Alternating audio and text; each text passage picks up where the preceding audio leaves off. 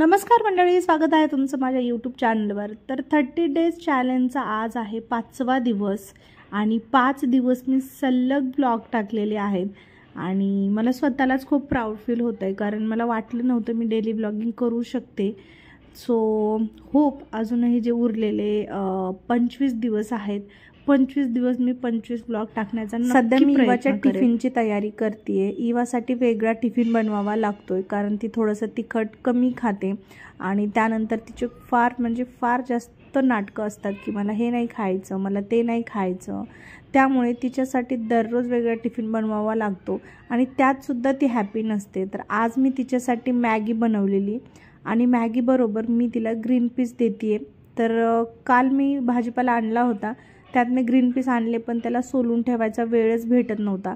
So मी तसंच फ्रीजमध्ये त्याला ठेवून दिलं आणि आज आता तुम्ही बघू शकता ऐन शाळेला निघायच्या टाईमला मला हे सोलत बसावं लागते।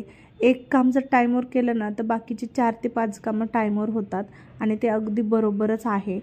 तरीसुद्धा मी फटाफट ग्रीन पीस व्यवस्थित काढून तिला टिफिनमध्ये दिले आणि आज मॅगी असल्यामुळे जास्त काही कुटाणा करायची गरज नव्हती। हा व्हिडिओ मी जेव्हा शूट करत होते तेव्हा बॅकग्राऊंडमध्ये इवा खूप जास्त रडत होती आणि त्याचं कारण हे होतं की तिला स्कूलला आज जायचं नव्हतं। तिला स्कूलला जायचं नाही ही सकाळपासूनच ती म्हणत होती, तरीसुद्धा मी तिच्या फेवरेट गोष्टी तिला बनवून दिल्या जेणेकरून तिचा मूड बदलेल। पण जेव्हा मी मॅगी बनवली त्याच्यानंतर तिने मॅगी खाल्ली आणि टिफिनलासुद्धा मी तिला मॅगी दिली, पण तरीसुद्धा तिचा काय मूड ठीक होतच नव्हता।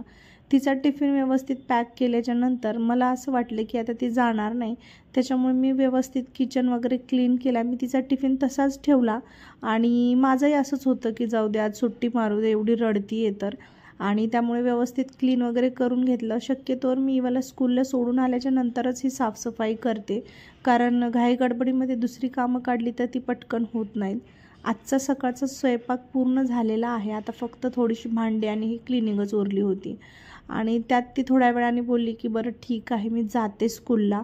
आणि जशी ती बोलली की मी जाते, मी फटाफट आवरून घेतलं आणि बाकीची काही कामं काढली नाही, भांडे वगैरे तसेच ठेवले आणि त्यानंतर तिला स्कूलला सोडून आले। आज मी दुपारी पण खूप सारं शूट करणार होते, पण ही जी कामं उरली होती भांडे वगैरे ती घासली आल्याच्या नंतर आणि त्यानंतर लगेच जेवण करून इवाला घेऊन आले आणि अशा प्रकारे माझा दिवस संपला आणि त्यामुळे ब्लॉगिंग करू शकले नाही। ब्लॉग आवडला असेल तर नक्की लाईक करा। Thank you for watching, bye.